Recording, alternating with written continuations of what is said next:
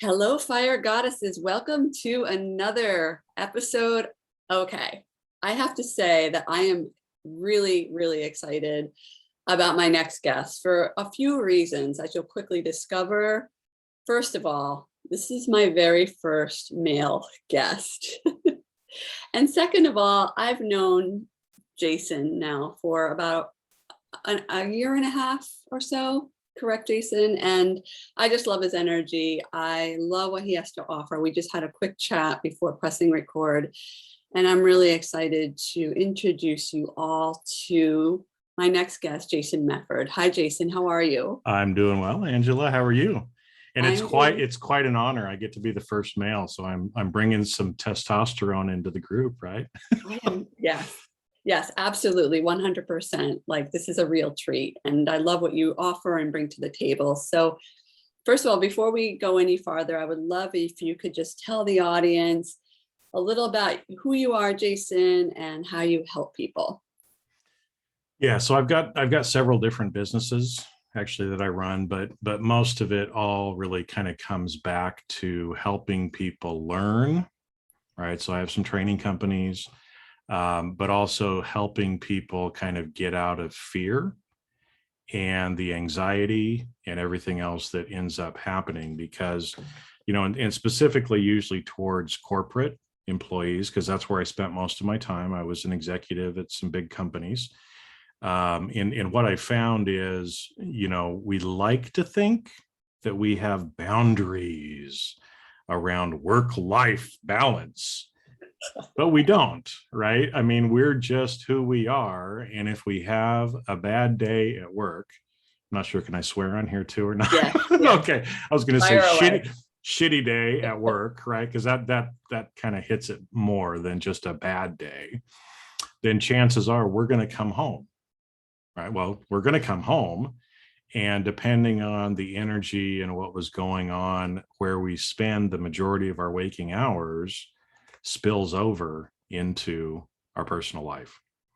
So if I come home, I'm mad, I kick the dog, I yell at the kids, whatever, that energy, permeates into everything else I do. Plus, we feel pretty bad about ourselves. And that's, I think one of the problems is, I kind of say, corporate slavery is alive and well. I know you're not supposed to use the word slavery, but a lot of people feel like they're really stuck in their job. They hate going into work. They hate seeing their boss. And so, trying to help people not have to feel that way, to give them the hope and realize things can be different, even if you're working for somebody else, right? Because it's more about you than it is about them. I'm so glad you mentioned that, right? Because I know I've had corporate jobs before and jobs in general where I've worked for other people. And there's always this, I'd say most of the time, this drama associated with, oh my gosh, I hate that person, or oh my gosh, the boss is here, like, look busy, like all that stuff that goes on in corporate and work culture. And I love, love, love how you said that. It's really not about the other person. It's about you, right? Everything starts with you. So I would love to know a little bit more about how you, when you're working with corporations, like how you teach that to people and help them with that. Yeah. So the one thing that I like to do is use some analogies. And the one that I like to use is the mirror. Right. And you've kind of heard this too from some of the programs we've been in together, is that life reflects you. And so for example, if you're a leader or you're somebody who's supervising somebody else and they come in, this employee comes in and they're in a bad mood or they're irritable or they're whatever, right? If they're reflecting that to you, chances are the reason they're doing that is you're reflecting that to them. Yes. And so much of this is, taking that personal responsibility and getting your own shit together because as you change your internal world, you will change the world around you, right? Mhm. And so it's trying to help give people some of these tools, right? Because again, I work with a lot of executives, and they always come in and it's like, oh, okay, here's a real life example. Okay. I was having a coaching call with an executive a couple weeks ago, and she came in and we were talking about a particular employee that she was having problems with. Okay. So we started talking about the employee. She gave me a little bit more detail, and about 10 minutes into it, I said, you know what? You don't have an employee problem. You have a relationship problem. And she said, what? And I said, the reason your employee is acting the way she is, why she's doing the things that you don't like her to do, is you don't have a strong enough relationship with that employee where she can feel like she can be honest and open with you. That's why you're having the issues. It's Mhm. not a her problem. It's a you problem. You haven't done what you need to do to develop that relationship so you can have that open and honest communication. And this is so, so common in the workplace. I mean, so, so common. So I'm just curious to know, when it's a leadership problem, and you say and you say this to these people, these corporate execs, right? I'm assuming they're high up there, right? Uh-huh. Yeah. And we learn in a program we were both in about being internally referenced versus externally referenced, right? Like sometimes people don't, when you're informed by yourself, right? Some people don't always take that very well. So how do they typically handle that feedback? Well, that's where you try to ask the questions, right? You try to lead people with the questions, because that's one of the things that I try to teach people too, is some of the influencing skills Yeah. of how to have some of those conversations. Because I could sit there and try to convince somebody, but I'm not going to convince anybody, just like they're not going to convince their employees, right? So you ask certain questions so they come to their own conclusion, right? Yeah. And one of the problems is, it's another tool that I teach people, and we've learned this too, is about stories, right? Is that especially in the corporate world, we use the word power, but really in the corporate world, it's force, not power. You're forcing someone to do something. You're controlling someone, right?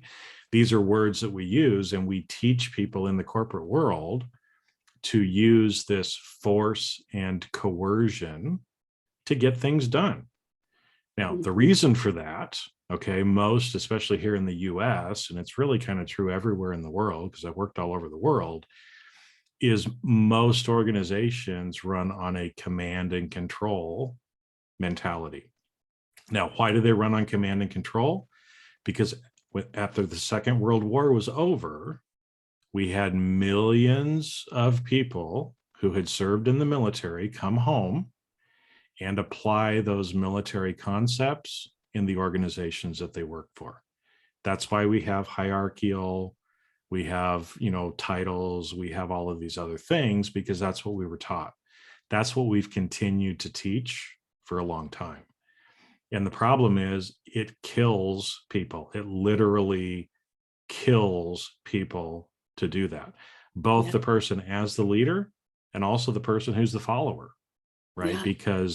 Because another thing that we have to remember is, and I've seen this in my own personal life, is that a lot of times we try to tell people that it's not okay to be themselves. We Mhm. tell people that you have to do things a certain way, even if that's not in our nature. And so the problem is, if I'm a kind and loving person, which I am, and I get told that I have to do something that is mean, or that I know is going to be hurtful to someone else, but I just have to pull up my big boy pants and that's what I have to do, right? Leader does that. Well, there's different ways that you can do things, right? Yeah. And so it's how you choose to do it, and being authentic to who you are is one of those things that's going to decouple you from this. And what I'll share is, one of the jobs that I had was in what's called public accounting. I worked for the largest accounting firm in the world at the time, Arthur Andersen. Arthur Andersen got themselves in trouble because of Enron, and we ended up going out of business very quickly because of some of that stuff. Now, the problem was I had tied my own personal self-worth to my job. Yes. And so when you do that, and then you watch the company around you disintegrate, or we get told things, like this was a lie that we got told, but I had to lie because I was one of the leaders, right?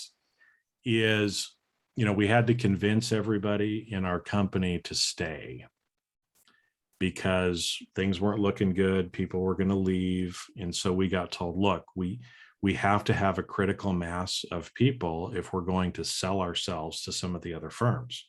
So we have to keep people. So tell people we're not firing anybody. You got to hold on. You got to do all this stuff. So we got to the point, we did a deal. And what do you think happened a week or two later? Now we got to fire a bunch of people. Yeah. Right. So that's not true to who I was. Did that eat me up inside? Oh yeah. Right. And there's so many people that end up in that situation. They don't feel like they can be themselves authentically, and it's literally killing them. So another thing that I teach people is just be yourself. Mm-hmm. There's nothing wrong with being weird or a little bit different. We're all that way. Right? You don't Yeah. have to fit some stereotypical mold, and you can be an amazing leader, an amazing person, exactly the way you are. Right? I love Mr. Rogers. Yeah. He's So that's, so one of wonderful. the things that I grew up with and that I try to tell people as well is you're special exactly the way you are, and it's okay. And you don't Yeah. have to be anybody different. Yeah. I'm so glad that there's people like you out there in the world, Jason, you are doing the work that you're doing specifically in corporations, because I know, I mean, you mentioned even the people in leadership and the people that are being led are literally dying. You said it's killing them, right? Mhm. Because of all the stress associated with not showing up authentically, being in fearing, that you're going to be whatever, shamed, ridiculed, losing your job. And I think that's just a really powerful message, not only for corporate America, but because a majority of the people that in the world are working for corporate America they still work for other people. And I know that I have witnessed that in jobs where it's like, oh my, like I've treated people in my acupuncture practice because I was in Boston, and, talk about type A city, right? Where it's like, Northeast. oh, it's Right. fast paced, crazy. And most of my patients worked these high pressure jobs, and they would come into my office, and I was often treating, most of the time I was treating stress and manifestations of stress, whether it be intense body muscular skeletal pain. They come in like this, like, with their shoulders are literally attached to their ears, and the list goes on, and it can become very, very unhealthy and toxic for these people. So I'm so happy to hear that you're offering people this opportunity, because like you said, we're meant to be weird. We're not meant to all walk around in the same, like, suit and tie and wear the same clothes. And um, to be able to embrace who we are can actually not only make the person happier, but it can also just make the workspace happier, right? When you don't have, and I'd love if we could dive into that, just the energy in a workplace when people are happy versus unhappy. Well, and I'll give you a real life story of Jason, okay, to kind of illustrate some of this for kind of the reason why I'm doing this as well. Okay, so I was an executive, pretty big company. People wouldn't know what it is, but if you eat out in a restaurant once or twice a month, you would have eaten some of our product, right? And so a lot of responsibilities. We get a new CEO in, which I didn't agree with some of the direction that he was wanting to take things. Okay, so obviously there's some contention and some other stuff that is going on in there, but I didn't have some of the tools that I teach people. Okay, and so I was trying to deal with it the best I knew, which was without any help, right? And so, a couple of things ended up happening to the point to where I came out of one meeting up on the executive floor, went into the stairwell to go back down to my office, and I just started feeling very anxious when I left the meeting, right? Because I knew that there were some things that were going to not be so good for Jason after that meeting. And I went into the stairwell. And like I said, I was just getting really anxious. I got into the stairwell and all of a sudden I just leaned up against the wall and I couldn't move. And I had a panic attack in the stairwell. Wow. Right. It's like, I got to get out of here, but I can't move. All my senses were going crazy. I could smell the concrete and the iron, in this, that access stairwell, but I couldn't move. Right.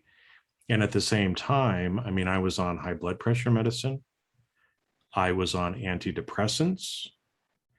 I was in a marriage that was headed for divorce. And so, and again, those are not all excuses, but, within a 1 month time, I lost my job and I got divorced. So that's the kind of real pressure and things that people are living with. When we've got research studies that are showing 80% of people in the US are significantly stressed, that's serious, folks. I mean, that's like serious. That's a big and again, I mean, kind of, so that's, I don't want people to go through that. But a lot of times we sometimes have to go through that before we actually wake up, which is unfortunate. Right. But kind of back to your question, well, what can we do different? Well, there's a lot of things we can actually do different in the workplace. And certain companies are starting to recognize this. I think it was about three years ago now, I went to the Workful Mind Place Summit. Right. So it was actually some of the biggest companies in the world talking about how can we change the workplace and allow for some of these things to come in. And again, mindfulness is a big term, means a lot of things to different people. But what's amazing is that, people find out that, what, if you allow people to take breaks, if you allow people to stop and meditate for 5 or 10 minutes, if you make a place so that, they can go in and do yoga or something like that, on a break, when you allow space and you are not so frenetic in what you're trying to do, you actually get better productivity. Exactly. Because this is what happens. And again, there's been lots of research studies about this. People think that by working more, you get more productivity, but you don't. In fact, after 50 hours a week, and I've worked way more than 50 hours a week, every additional hour you spend, you're taking away from your overall productivity. And what's interesting, right? So again, is to bring in some of the science and the psychology to it, especially now this last little while with everybody working from home. a lot of the executives are like, oh, we got to get people back in the office. We got to have our finger on them because they're not actually doing any work unless we're watching them. Well, interestingly enough, an employee in the office is productive about 50% of the time when the boss is there with their finger on them. At home, where they have a little bit more space, they have a little bit more flexibility, they're more like 60% productive. And they're willing to actually work more because they don't have the hour or 2 hour commute each way. Exactly. And so what people have seen going through this last little while is, I never want to go back to the fucking office, right? It stresses me out. Yes. Now there's going to be a balance, right? But again, what we're seeing is it doesn't have to be the way it is. And part of it is allowing people to be who they are instead of trying to fit everybody in the box. Focusing on relationships instead of transactions. So this is another thing, we think that to be more productive, we've got to just check things off our to-do list, right? And we got to be productive. And I remember getting told early in my career, Jason, you're very productive, but you run people over. You don't want to hear that from your boss, right? It's like the first part's great. So I have to learn, right? And sometimes we have to make choices of, hey, I'm sitting across from Angela. She's a human being. I need to treat her like a human being. I need to focus more on our relationship as human beings, and things will work out. But if you don't have that relationship, if everything is transactional in nature, it never works that way, right? Because then we feel like a number, right? To bring in Bob Seger here, I feel like a number. No, I was going to say. Jason is also a musician, if you haven't already noticed that. But it's when we're only good for transactions, we feel like a transaction. Yeah. And,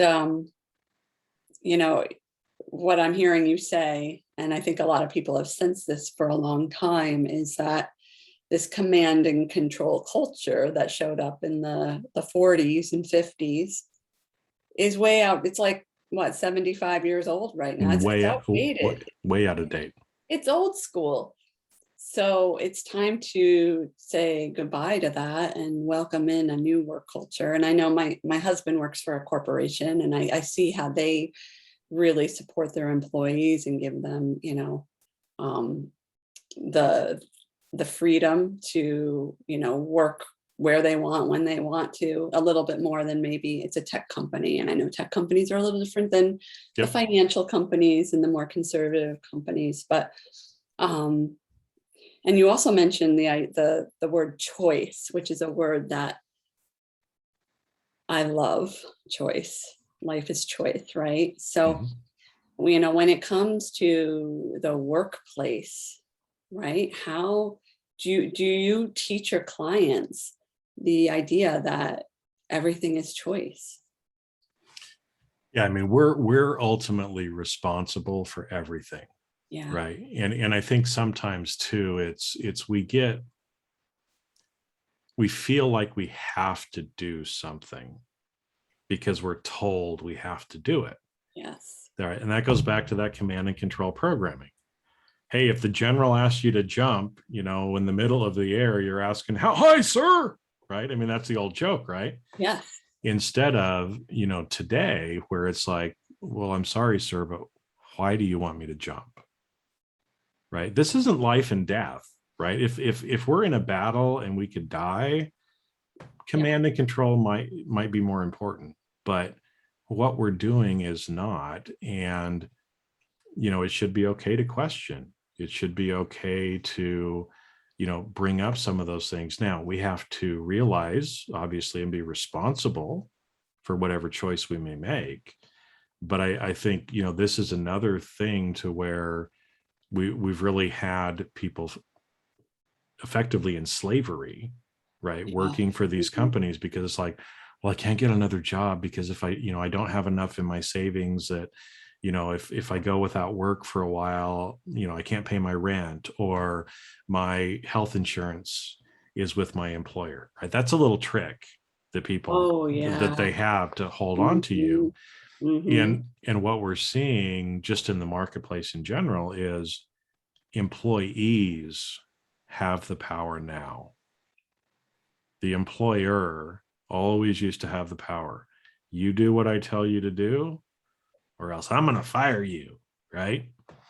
Well, now I don't care if you're going to fire me, right? So we all have a choice. And again, I don't want to, make it seem like, well, if you're not happy in your job, just go get another job, because that won't work either, right? So one of the partners that I used to work with, he told me a story once where he's like, I was because public accounting, you work a lot of hours.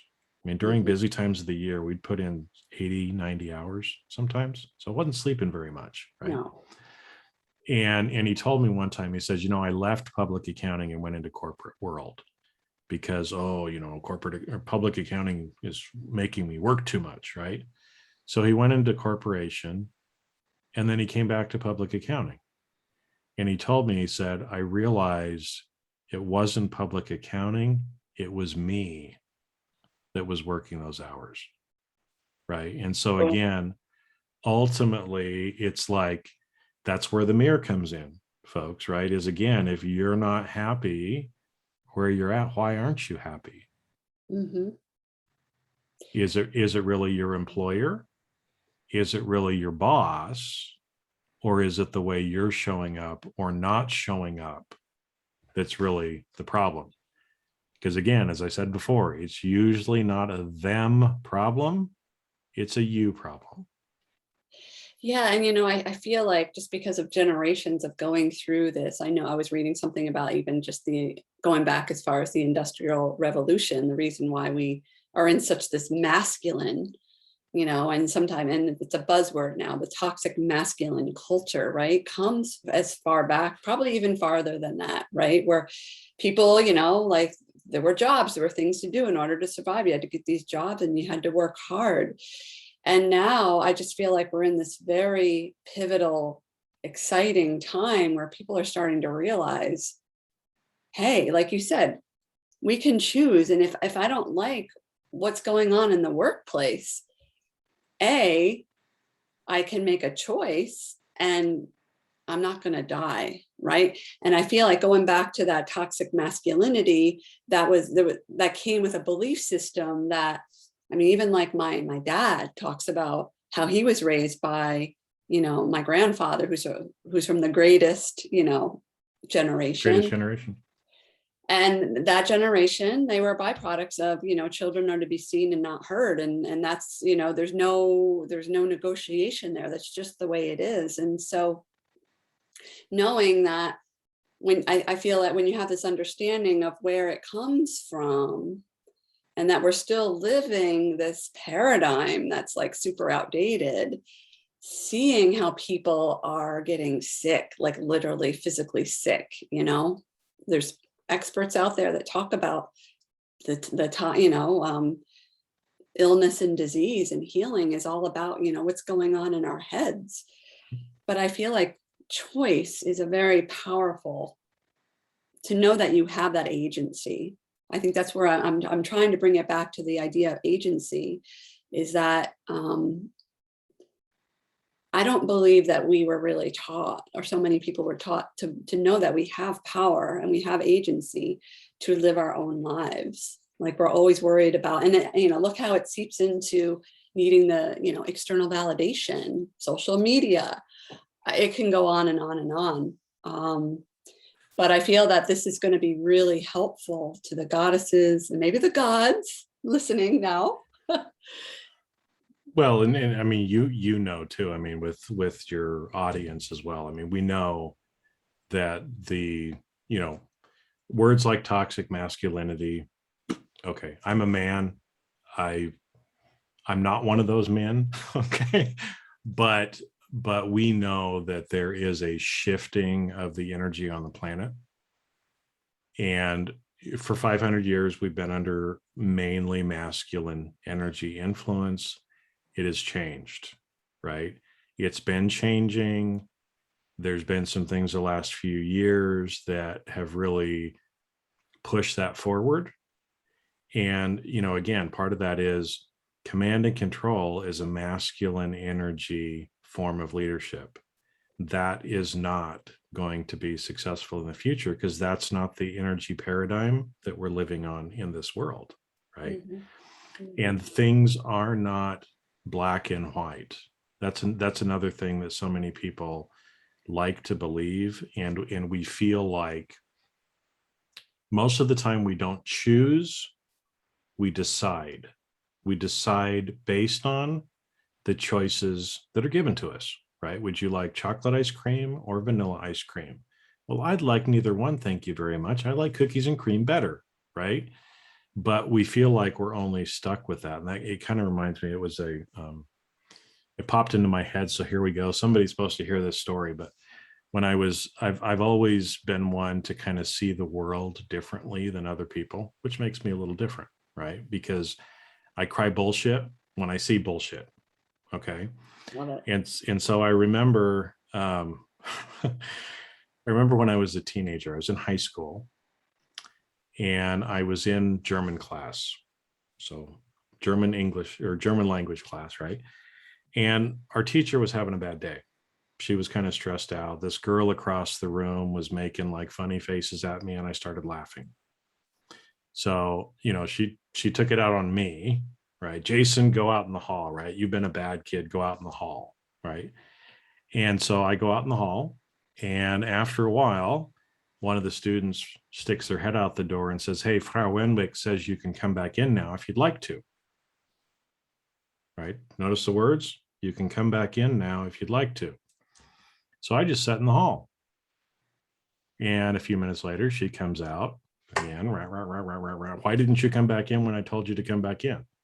No, you said come back in if I feel like coming back in. I didn't feel like coming back in. Go to the principal's office. Blah, blah, blah, blah, blah, blah, blah. Right. So I go down to the principal's office. Second time I've been in the principal's office. My whole life. Explain the story. And the principal's like, really? That's why you're here? Right. But again, it was, I could have just done what I was told, but I chose something different. We all have the power to choose. There will be consequences for whatever we choose, but we have, as long as we're accept that and responsible for that, that's okay. And for people out there that are like, yeah, there's consequences, and then that is what I'm afraid of. So I feel like that is the kicker, right? Because, and we know each other from the same community where we talk about these kinds of things all the time. There are consequences, and there are difficulties in life, and that is where, my friend, the lessons lie. Is working through these consequences as a result of the choices that we make as individuals, and to know that while there is going to be things that come up that are not going to feel good, that is where the growth happens. And so many people I know, because people are reaching out to me in my DMs and my Facebook Messenger and saying, help, so-and-so, my mom's not accepting me for my choices to do A, B, and C, or whatever it is. What should I do? And there's so much of that going on. But to know that if you're not happy in your life, that is a choice, and you can make different choices. You pay the consequences, but where would you rather be? Stuck, worrying about what people think of you, or free?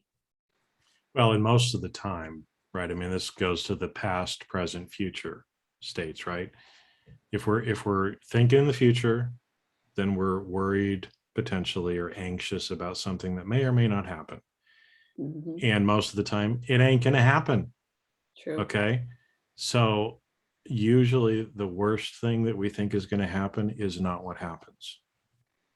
And like you said, the growth comes from making mistakes that aren't really mistakes. That's how we grow and learn. Yeah. right? And so we just have to be willing to go on the ride and see where it takes us. Because at the end of the day, we're not going to die, right? Right. I had to go to the principal's office. Oh, I didn't die, That's right? right. You know, if somebody's having an issue with people not accepting them, okay, what's the worst that's going to happen? They may not accept you, but a whole other group of people are going to very much accept you, right? And you and I know that from firsthand experience too. Yeah. Yeah. There are always going to be so many people out there that are going to love you for who you are. But that happens when you decide to choose yourself first. And Jason, I just love the impact that you're making in the world and helping all these folks with corporate jobs. I know that people are going to hear this episode and really just resonate. So many people have been in fear for whatever reason in their job and are going to relate to what we are talking about. So do you have any quick tips for people that are in jobs and they're not happy, they're stuck, they're noticing it's affecting their health, they don't like their boss? Do you have any like quick tips? Quick little tips. Yeah. Well, one of the biggest ones that is so simple that people think, oh, well, this doesn't work, is just breathe. Hmm. If we just stop and breathe. So I even do this when I'm on stage giving speeches, right? And people probably think that I am wacko nuts. So when I start off at the beginning, right? Like last week I was giving a speech, and so I had everybody put their hands in the air and wave them like you just don't care, right? Kind of thing. And then I said, okay, now sit up, hands on your thighs, close your eyes, breathe, right? And we went through and actually had them breathe for 30 seconds. Totally different energy feel in that, right? Because so much of the time we're stuck in the future or the past and we're not in the present.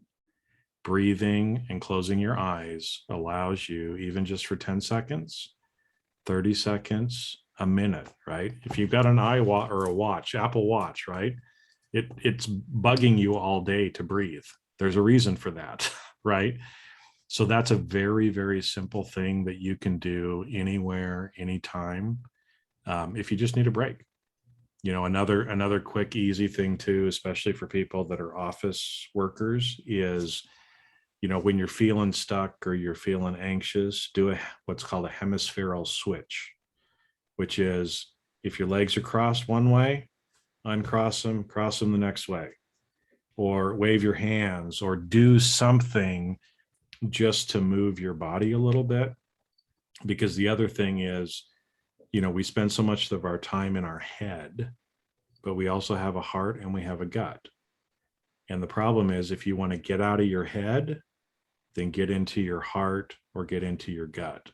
Feel or do, right? So head, heart, gut, think, feel, do. And so one of the quickest ways to, make the shift is just move. Yeah. Just move for 30 seconds, and it's literally like your brain kind of reboots itself at that point, and then just focus on what happens to be right ahead of you. So simple. And I feel like we as humans overcomplicate things all the time. And we think that in order to change, we need to, do all these crazy things. And really I have to go to a Zen Buddhist retreat for 12 days of silence. No, yeah. all you got to do is breathe for 30 seconds. Yeah. And you have that Zen Buddhist retreat within you at any time through the breath. So I love those tips, Jason. Thank you so much. And how can people find you who, they're listening and they're like, I really want to know more? How can people look you up, reach out to you? Yeah, so probably the easiest way is on my website. So I do have a podcast as well, but if you go to jasonmefford.com, you can pretty much find where I'm at, the different places. I've got YouTube and I'm all over, different places, but that's a good place for you to start. At that point, there's even a contact thing on there too, if you want to reach out. Social media, I'm mainly on LinkedIn, but again, I'm trying to have more of a presence on Facebook, and maybe at some point I will on Instagram too. But websites the easiest way to kind of find me, or at least cyber stalk me and find all the other stuff that I'm doing. So Jason, thank you so, so much. I'm so grateful for having this opportunity to talk to you today. And thank you for talking to all the goddesses and maybe the gods listening. And I'm going to link up your contact information into the show notes. Thank you so, so much. thank you. And to goddesses, for those of you listening, remember to be radiant, be powerfully authentic, and know that you can reclaim your fire at any time. Until next time, take care.